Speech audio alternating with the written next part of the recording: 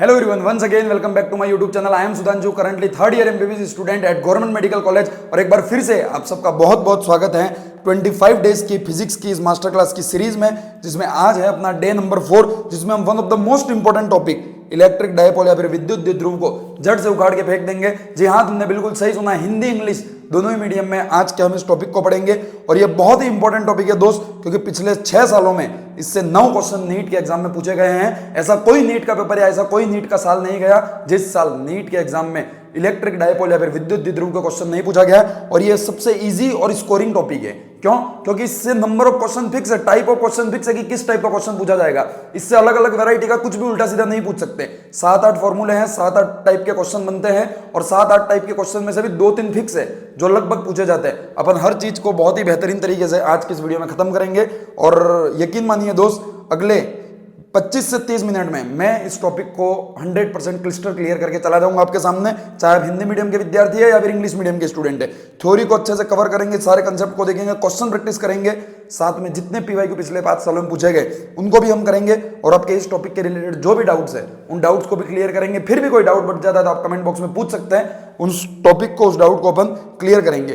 तो video start करो उससे पहले दोस्त बता दें कि I am currently third year MBBS student. 2023 में नीट जेईई दोनों ही एग्जाम को बहुत बेहतरीन रैंक के साथ क्रैक किया था। पिछले 3 वर्षों के अनुभव के साथ नीट के बच्चों को गाइड भी कर रहे हैं, पढ़ा भी रहे हैं। ऑफलाइन कोचिंग में मैं फिजिक्स पढ़ा चुका हूं इंग्लिश मीडियम में, और हिंदी मीडियम में मैं नीट और जेईई दोनों को क्रैक कर चुका हूं। तो दोनों मीडियम में बहुत बेहतरीन तरीके से पढ़ाएंगे आपको। और पढ़ाना शुरू करो उससे पहले बता दें दोस्त कि अगर आप चाहते हो अपना सिलेक्शन पक्का करना, और अगर आप चाहते हो कि आपकी सिलेक्शन की जिम्मेदारी मैं ले लूं, अगर आप चाहते हो कि आपके सिलेक्शन की गारंटी मैं आपको दूं, तो आज ही आप दोस्त ज्वाइन कर लें हमारा योद्धा बैच, जो हमारे ऐप सुधांशु एमबीबीएस पर अवेलेबल है। आप प्ले स्टोर पर जाकर डाउनलोड कर सकते हैं। आपको इस बैच के अंदर मिलेगा 1-on-1 mentorship, test series, daily targets, question bank, और ये सब चीजें आपको हिंदी इंग्लिश दोनों मीडियम में मिलेंगी। हिंदी मीडियम वाले बच्चों को ऐसा कोई पर्सनल मेंटर मिलेगा जो हिंदी मीडियम से नीट क्रैक कर चुका है, ठीक है। तो दोनों मीडियम वालों को दोनों मीडियम के मेंटर्स भी मिलेंगे, क्वेश्चन बैंक में मिलेगा, टेस्ट सीरीज भी मिलेगी। और इस टेस्ट सीरीज, इस क्वेश्चन बैंक में क्या बेहतरीन चीजें हैं, इसकी क्या डिटेल है, अगर आप जानना चाहते थे एक वीडियो मैंने बना दी है, लिंक नीचे डिस्क्रिप्शन बॉक्स में दे रखी है। बट ये कंप्लीट पैकेज है आपके कम बैक का, आपके सिलेक्शन का। इस योद्धा बैच में हम वो हर चीज दे रहे हैं जो आपको आपके सिलेक्शन में पहुंचाएगी। और हमारी ये जो बैच है, हमारा ये जो योद्धा सीरीज है, वो one of the best series ऐसा मान सकते हैं, क्योंकि लोवेस्ट कॉस्ट में केवल 2000 रुपए में हम आपको इतनी सब चीजें दे रहे हैं। 2000 में इंडिया में कोई भी ऐसा प्लेटफॉर्म नहीं है जो आपको पर्सनल मेंटर देता हो और उसके साथ ये सब चीजें देता हो। हम दे रहे हैं बॉस, क्योंकि हमें पैसा नहीं कमाना, हमें आपका प्यार कमाना है, आपका सपोर्ट कमाना है, और वो हम कमाएंगे इस सीरीज के थ्रू, ठीक है। तो इस योद्धा बैच में आपके सिलेक्शन की गारंटी मैं लेता हूं दोस्त। 2000 इसकी फीस है। 120 दिनों तक जो मैं बताऊंगा उसको फॉलो करो, हमारे पूरे क्वेश्चन बैंक को सॉल्व करो, हमारे पूरे टेस्ट सीरीज का हर टेस्ट दो, उसका एनालिसिस करो, साथ में हमारे short notes, mind map, digital library को यूज करो। और अगर हमारे कहने अनुसार तुम मेहनत करते हो, तुम्हारे सिलेक्शन की 100% गारंटी मैं लेता हूं। अगर नहीं होता है 2000 की जगह 4000 फीस रिफंड ले जाना मेरे से, ठीक है दोस्त। तो बिना किसी देरी के अपन इस वीडियो को शुरू करते हैं। बहुत ही बेहतरीन लेक्चर होगा। इस योद्धा बैच को अगर आप ज्वाइन करना चाहते हैं तो डिटेल वीडियो की लिंक मैंने डिस्क्रिप्शन बॉक्स में दे रखी है। शुरू करते हैं दोस्त। क्या होता है इलेक्ट्रिक डायपोल, समझेंगे डिटेल में कि क्या होता है इलेक्ट्रिक डायपोल। हिंदी में बात करो तो विद्युत द्विध्रुव क्या होता है दोस्त। विद्युत द्विध्रुव कुछ नहीं, एक छोटा सा सिस्टम है। किस चीज का सिस्टम? 2 चार्ज का सिस्टम। 2 चार्ज के सिस्टम का मतलब क्या है सर? एक चार्ज रहेगा, एक दूसरा चार्ज रहेगा। दोनों चार्ज का मैग्नीट्यूड जो है वो सेम होना चाहिए, या फिर दोनों चार्ज का परिमाण जो है वो सेम होना चाहिए। यानी कि अगर ये प्लस क्यू है तो ये भी क्यू, सॉरी प्लस माइनस छोड़ो, ये क्यू है तो ये भी क्यू, ये 2q है तो ये भी 2q, ये 3q है तो ये भी 3q। 2 चार्ज एक साथ होने चाहिए तभी डायपोल बनता है, ठीक है। डायपोल मतलब 2 ही है तो 2 चार्ज होने चाहिए, दोनों का मैग्नीट्यूड सेम होना चाहिए, और दूसरी चीज दोनों का साइन या चिन्ह जो है वो उल्टा या ऑपोजिट होना चाहिए, ठीक है दोस्त। तो आप देख सकते हैं डेफिनेशन में, 2 equal and opposite point charges separated by A small distance. मतलब 2 चार्ज जिनका मैग्नीट्यूड, जिनका परिमाण तो सेम है, बट इनके साइन जो है वो अलग अलग है। और जब ये दोनों चार्ज बहुत ही छोटू सी डिस्टेंस पर रखे जाते हैं तो ऐसे सिस्टम को हम क्या कह देते हैं दोस्त? ऐसे सिस्टम को हम इलेक्ट्रिक डायपोल या विद्युत द्विध्रुव कह देते हैं। अब देख सकते हैं plus Q minus Q. Q परिमाण है जो दोनों का सेम है, मैग्नीट्यूड है जो सेम है, एक के ऊपर प्लस चार्ज है, दूसरे के ऊपर माइनस चार्ज है, और दोनों को एल स्मॉल डिस्टेंस पर रखा गया है दोस्त। तो इस पूरे सिस्टम को अपन कह देते हैं इलेक्ट्रिक डायपोल। तो यहां से आपको समझ में आ गया कि इलेक्ट्रिक डायपोल क्या होता है। समझना बहुत जरूरी था, क्योंकि कई सारे क्वेश्चन ऐसे होते हैं, हम आपको आगे दिखाएंगे, जिसमें इलेक्ट्रिक डायपोल ढूंढना पड़ता है पहले, ठीक है। हम ऐसा एक क्वेश्चन करेंगे तो इलेक्ट्रिक डायपोल ढूंढ लिया आपने, उसके बाद क्या पूछा गया है वो आपको देखना होगा। तो बहुत अलग अलग चीजें पूछी जाती है। हम सभी चीज़ों को पढ़ेंगे और बिल्कुल कंसेप्ट क्लियर करके जाएंगे। पहला पढ़ेंगे डायपोल मोमेंट, उसके बाद एनर्जी, उसके बाद पोटेंशियल, उसके बाद इलेक्ट्रिक फील्ड, और उसके बाद अपन पढ़ेंगे कि वर्क कैसा होता है, टॉर्क कैसे निकलता है, हर चीज़ पढ़ेंगे अपन इलेक्ट्रिक डायपोल की। ठीक है, सबसे पहले स्टार्ट करते हैं आघूर्ण या फिर डायपोल मोमेंट। विद्युत द्विध्रुव आघूर्ण या फिर इलेक्ट्रिक डायपोल मोमेंट क्या होता है? कुछ नहीं होता है सर डायपोल मोमेंट। डायपोल की एक प्रॉपर्टी है डायपोल मोमेंट, और आपको ये निकालना आना चाहिए, तभी आप आगे की सारी चीजें निकाल पाएंगे। कैसे निकालेंगे डायपोल मोमेंट? बहुत आसान है दोस्त। जो आपको दो चार्ज दे रखे थे, उन दोनों चार्ज में से एक चार्ज का ओनली मैग्नीट्यूड, साइन वाइन नहीं यूज करना है, ओनली मैग्नीट्यूड का मल्टीप्लाई कर दीजिए उन दोनों चार्ज के बीच की डिस्टेंस से, यानी कि डायपोल मोमेंट को P से शो करते हैं, और एक चार्ज जो है उसका मैग्नीट्यूड या परिमाण का मल्टीप्लाई कर दो आप उन दोनों के बीच की लेंथ को, तो इस तरीके से आप निकाल सकते हैं क्या? डायपोल मोमेंट या फिर विद्युत द्विध्रुव। ठीक है, सॉरी, द्विध्रुव आघूर्ण। तो इस तरीके से आप द्विध्रुव आघूर्ण निकाल सकते हैं। दूसरी इंपॉर्टेंट चीज, जब मल्टीपल डायपोल्स बने हो और अपन को नेट पी निकालना हो, यानी कि मैं कह सकता हूं कि अगर एक, दो या दो से ज्यादा जब डायपोल एक साथ हो और आपको नेट उसका निकालना हो कि नेट डायपोल मोमेंट कितना होगा, तो उन सब के लिए अपन वेक्टर्स का यूज करते हैं। और वेक्टर्स का यूज क्यों करते हैं? क्योंकि डायपोल एक सदिश राशि है, या फिर डायपोल एक वेक्टर क्वांटिटी जिसकी डायरेक्शन होती है। और क्या होती है इसकी डायरेक्शन? तो बहुत आसान है मित्र, दो चार्ज होते हैं, एक प्लस में एक माइनस में, तो माइनस से प्लस की ओर, यानी कि एक ये प्लस क्यू चार्ज है, एक ये माइनस क्यू चार्ज है, तो माइनस से प्लस की ओर हमेशा होती है क्या? डायपोल की डायरेक्शन। तो डायरेक्शन के लिए आप यूज कर सकते हैं माइनस क्यू से प्लस क्यू की ओर डायरेक्शन होती है। ठीक है, अब कैसे निकालेंगे डायपोल मोमेंट? तो एक छोटा सा क्वेश्चन आपके सामने पेश है दोस्त। क्वेश्चन ऐसा है, एक प्लस क्यू चार्ज यहां है, एक प्लस क्यू चार्ज यहां है, और माइनस टू क्यू चार्ज यहां पे है। माइनस टू क्यू चार्ज कहां है? यहां है।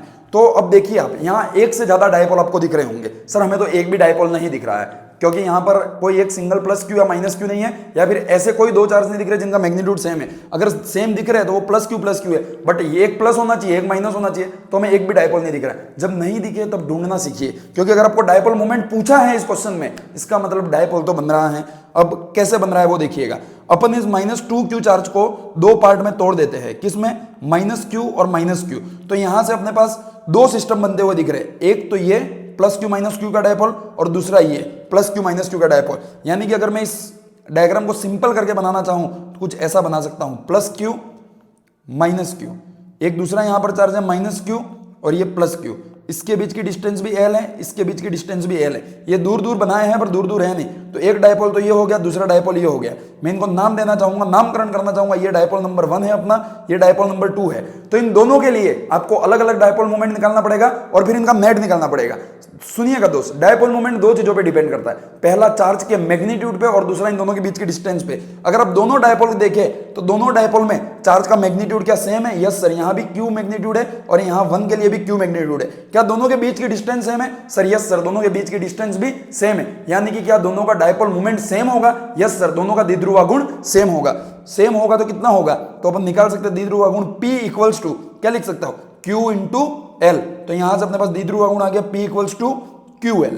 ये क्या आ गया अपने पास? द्विध्रुव आघूर्ण। पर ये किसका है? या तो ये P1 है या फिर ये P2 है। ये इन दोनों का अलग अलग है। यानी कि मैं कह सकता हूं सर कि ऐसा कि एक द्विध्रुव आघूर्ण तो इस साइड है P1 जिसकी वैल्यू है QL, और एक दूसरा द्विध्रुव आघूर्ण है इस साइड P2 जिसकी भी वैल्यू है QL।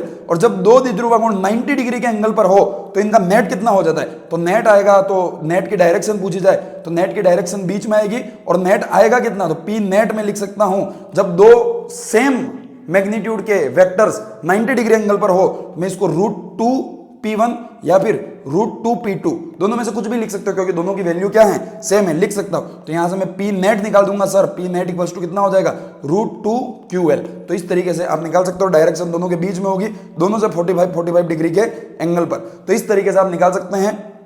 ये जो नोट्स है वो और इसकी क्वेश्चन प्रैक्टिस की शीट आपको मेरे टेलीग्राम चैनल पर मिलेगी, लिंक नीचे डिस्क्रिप्शन बॉक्स में जाकर ज्वाइन कर लेना। तो इस तरीके से आप आसानी से किसी भी डायपोल का, या फिर एक से या दो से या तीन से ज्यादा कितने भी डायपोल हो, उनकी डायरेक्शन और उसके मैग्नीट्यूड को निकाल सकते हैं। आगे अब नेक्स्ट हम बात करते हैं कि अगर आपने डायपोल निकालना सीख लिया दोस्त, तो डायपोल मोमेंट की मदद से या फिर डायपोल की मदद से इलेक्ट्रिक फील्ड कैसा निकाला जाता है। यानी कि मैं कहूं कि ये कोई डायपोल है तो इसका खुद का कोई न कोई इलेक्ट्रिक फील्ड भी होगा दोस्त, और इसका खुद का कोई न कोई इलेक्ट्रिक पोटेंशियल भी होगा। यानी कि इसका कोई न कोई विद्युत क्षेत्र भी होगा और इसका कोई न कोई विद्युत विभव भी होगा। तो अब अपन को निकालना है।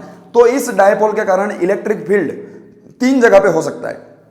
ये डायपोल है, इसकी डायरेक्शन में ऐसा मान रहा हूं, ये पीछे से लेकर आगे इस तरह की डायरेक्शन है, ठीक है, ऐसी डायरेक्शन है। तो यू डायरेक्शन में इसका डायपोल मोमेंट है। तो इसके 3 पॉइंट पर अपन को डायपोल मोमेंट के कारण इलेक्ट्रिक फील्ड पूछ सकता है। पहला, इसी डायपोल के एक्सिस पर कोई पॉइंट है, वहां पर डायपोल इलेक्ट्रिक फील्ड कितना होगा, या फिर इस डायपोल के परपेंडिकुलर किसी पॉइंट पर डायपोल कितना होगा, या फिर बीच में कहीं भी किसी भी पॉइंट पर। तो वही मैंने यहाँ 3 पॉइंट लिखे हैं। ये अपना एक डायपोल है जिसकी डायरेक्शन इस तरीके की है दोस्त, ये अपना एक डायपोल है जिसकी डायरेक्शन इस तरीके की है। उसके कारण उसी के एक्सिस पर एक पॉइंट ए है, वहां पर इलेक्ट्रिक फील्ड कितना होगा, उसी के परपेंडिकुलर या इक्विटोरियल पोजीशन पर एक पॉइंट बी है, वहां इलेक्ट्रिक फील्ड कितना होगा, और एक बीच में थीटा एंगल पर एक पॉइंट सी है, वहां पर इलेक्ट्रिक फील्ड कितना होगा। तो तीनों के अलग अलग फॉर्मूला है जो आपको याद रहना चाहिए। ए और बी इंपॉर्टेंट है, सी अगर आप छोड़ भी दे तो कोई बात नहीं। अगर मैं ए की बात करूं तो electric field at A position कितना होगा, 2kp/r³। सर पी क्या है और के क्या है, देखो आर है इस डायपोल के बीच से इस ए पॉइंट के बीच की डिस्टेंस आर है, ठीक है। के क्या है, आप इलेक्ट्रोस्टैटिक्स में जब कूलॉम लॉ को पढ़ते हो दोस्त, तो आप देखते हो वहां पर के Q1Q2/r², तो वही के है यहाँ पर। इसकी वैल्यू कितनी होती है, कमेंट बॉक्स में आप बताइएगा, ठीक है। तो इस के की वैल्यू आप बताओगे मेरे को। और पी क्या है, ये जो डायपोल आपने रखा है उस डायपोल का डायपोल मोमेंट जो है वही क्या है यहाँ पर दोस्त, पी है। तो ए पॉइंट पर इलेक्ट्रिक फील्ड कितना हो गया, 2kp/r³, r की पावर 3 है यहाँ पे, ठीक है। दूसरा, अगर इक्विटोरियल पोजीशन पर निकालना है तो इक्विटोरियल पोजीशन पे क्या होगा, -kp/r³। माइनस को भी भूल जाओ, माइनस क्यों आया मैं तुमको समझाऊंगा। बट यहां पर 2kp/r³ था, यहां पर kp/r³। मतलब क्या अपन ऐसा कह सकते हैं सर, क्या कह सकते हैं कि अगर कोई डायपोल है तो उसके एक्सिस पर इलेक्ट्रिक फील्ड इक्विटोरियल पर इलेक्ट्रिक फील्ड का जस्ट 2 गुना या फिर डबल होता है, ठीक है। ये बात समझ में आ गई। अब माइनस का क्या सीन है सर, तो देखिएगा दोस्त, ये अपना कोई इलेक्ट्रिक डायपोल है जिसकी डायरेक्शन कुछ इस तरीके की है, मतलब यहां से यहां इस तरीके की डायरेक्शन है। तो अगर इस डायपोल के एक्सिस पर किसी पॉइंट पर अपन को इलेक्ट्रिक फील्ड निकालना है तो इस एक्सिस पर इलेक्ट्रिक फील्ड का वैल्यू कितना होगा, 2kp/r³। बट उसकी डायरेक्शन क्या होगी, डायरेक्शन तो हमेशा निकालनी जरूरी है, क्योंकि इलेक्ट्रिक फील्ड कैसी राशि है, वेक्टर या सदिश राशि है।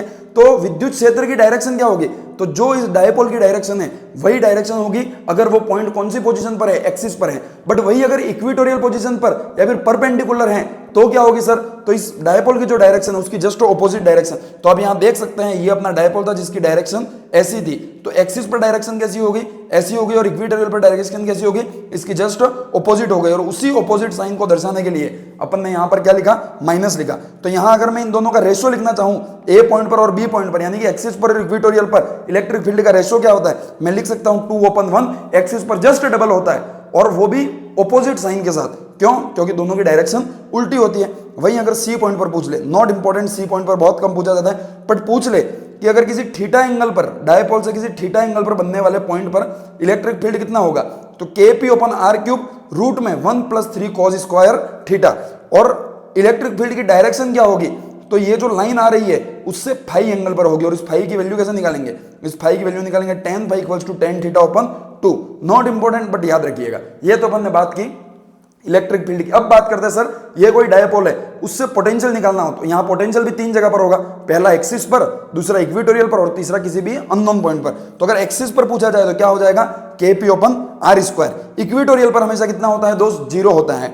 और किसी भी अननोन पॉइंट पर पूछा जाए तो कितना होगा, kp cos θ/r²। इस फॉर्मूले के ऊपर क्वेश्चन नीट में एक बार पूछा जा चुका है, तो याद रखिएगा।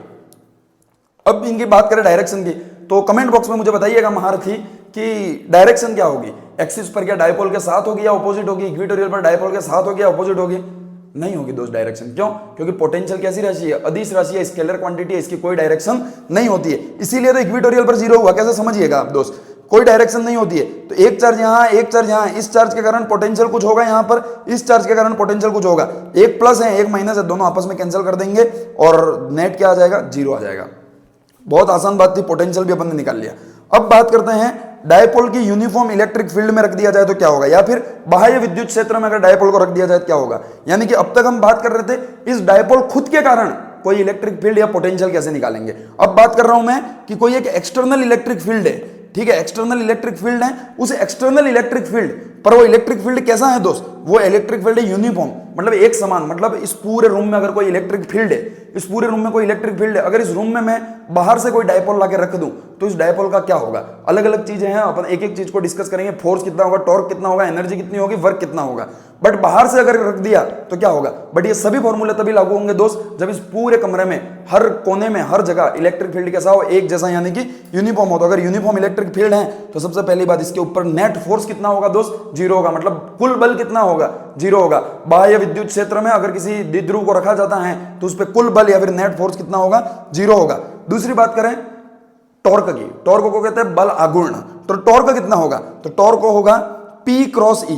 क्रॉस प्रोडक्ट और डॉट प्रोडक्ट आप बेसिक मैथ्स में वेक्टर में पढ़ते हैं। क्रॉस प्रोडक्ट और डॉट प्रोडक्ट का मतलब अलग अलग होता है, ठीक है। अगर क्रॉस प्रोडक्ट को अपन सॉल्व करते हैं तो साइन थीटा आता है, डॉट प्रोडक्ट को अपन सॉल्व करते हैं तो कॉस थीटा आता है। डॉट प्रोडक्ट को भी अपन आगे देखेंगे। बट टॉर्क के अंदर क्या होता है, P क्रॉस E। E क्या है, ये बाह्य विद्युत क्षेत्र, और P क्या है, जो डायपोल आपने रखा उसका डायपोल मोमेंट। और इसको सॉल्व किया तो अपने पास आ गया P sin थीटा। टॉर्क का फॉर्मूला क्या हो गया, P sin थीटा या फिर P क्रॉस E। उसके बाद अपन निकालेंगे पोटेंशियल एनर्जी। तो पोटेंशियल एनर्जी क्या होगी, potential energy equals to minus P dot E। वहां था P क्रॉस E, यहां पर क्या है P डॉट E। मतलब टॉर्क जो है वो क्रॉस प्रोडक्ट है और पोटेंशियल एनर्जी जो है वो है डॉट प्रोडक्ट। और आगे माइनस का साइन आएगा दोस्त, इस बात को जरूर ध्यान रखना। अगर इसको सॉल्व करोगे तो आंसर आ जाएगा माइनस PE cos थीटा। तो इस तरीके से आप टॉर्क भी निकाल सकते हैं, पोटेंशियल एनर्जी भी निकाल सकते हैं, और फोर्स तो हमेशा क्या होगा, जीरो होगा। अब बात करते हैं अपन दो स्पेशल कंडीशन, स्टेबल इक्विलिब्रियम और अनस्टेबल इक्विलिब्रियम। तो समझिएगा दोस्त, अगर कोई आदमी है मेरे जैसा बोलूंगा, अगर कोई आदमी है मेरे जैसा जिसके पास बहुत कम एनर्जी है, जो ज्यादा दिमाग नहीं लगाता, बिल्कुल कम एनर्जी, मिनिमम एनर्जी के साथ जीता है, उतनी एनर्जी के साथ जीता है जिससे उसका दिन निकल जाए, जिससे उसकी जिंदगी निकल जाए। अगर वो मिनिमम एनर्जी के साथ जीता है तो वो एक फिक्स काम करेगा, उसके अंदर स्टेबिलिटी रहेगी, ठीक है।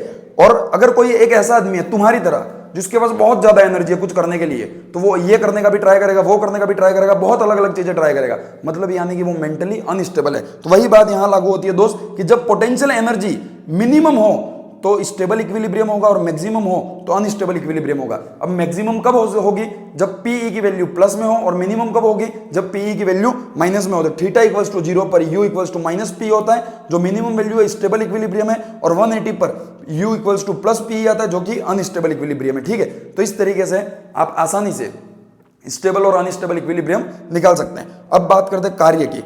अगर कोई डायपोल किसी बाह्य विद्युत क्षेत्र में रखा गया है दोस्त, अगर कोई डायपोल किसी बाह्य विद्युत क्षेत्र में रखा गया है और इस डायपोल को अगर मैं यूं से यूं घुमा दूं तो मुझे जरूर कोई ना कोई वर्क करना पड़ेगा। तो वर्क दो आदमी करते हैं। पहला एक्सटर्नल फोर्सेस जो होते हैं वो इसको घुमाने में कितना काम कर रहे हैं, और दूसरा इलेक्ट्रोस्टैटिक फोर्स होते हैं वो इसको घुमाने में कितना काम कर रहे हैं। तो ध्यान रखिएगा दोस्त, एक्सटर्नल जो फोर्सेस होते हैं उनके द्वारा किया गया कार्य W एक्सटर्नल इक्वल्स टू क्या होता है, final potential energy minus initial potential energy. Final potential energy minus initial potential energy निकालेंगे तो आपका आंसर आ जाएगा किसका, W एक्सटर्नल का। और W इलेक्ट्रोस्टैटिक फोर्स पूछ लिया, मतलब कि इलेक्ट्रोस्टैटिक फोर्स जो है अंदर के वो खुद कितना काम कर रहे हैं। तो इसका जो आंसर है उसके आगे का साइन चेंज कर देना, अगर प्लस में आंसर है माइनस कर देना, माइनस में आंसर है तो प्लस कर देना, वो work due to electrostatic forces हो जाएगा। तो इस तरीके से अपन ने इलेक्ट्रिक डायपोल को पूरा खत्म कर दिया।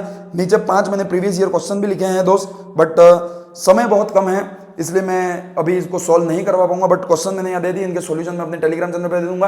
बहुत आसान से सवाल है। इस वीडियो को अगर तुमने अच्छे से देख लिया, इन चीजों को अच्छे से समझ लिया, बहुत आसानी से तुम सॉल्व कर दोगे। नीट का कोई भी प्रीवियस ईयर उठा लेना पिछले 10-15 सालों का, तुम आसानी से इस वीडियो को देखने के बाद सॉल्व कर दोगे। आज की इस वीडियो में इतना ही।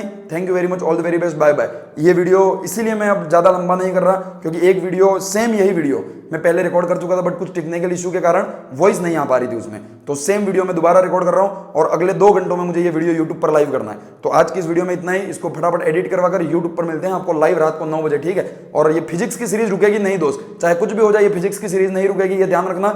मेरा गला बैठा हो, मेरी तबीयत कैसी भी हो, किसी भी टेक्निकल इशू आ जाए, 9 बजे आपको मिलेंगे जरूर, ठीक है, यूट्यूब पर। Thank you very much, all the very best, bye bye. लोगों को शेयर कर देना, विद्या बांटने से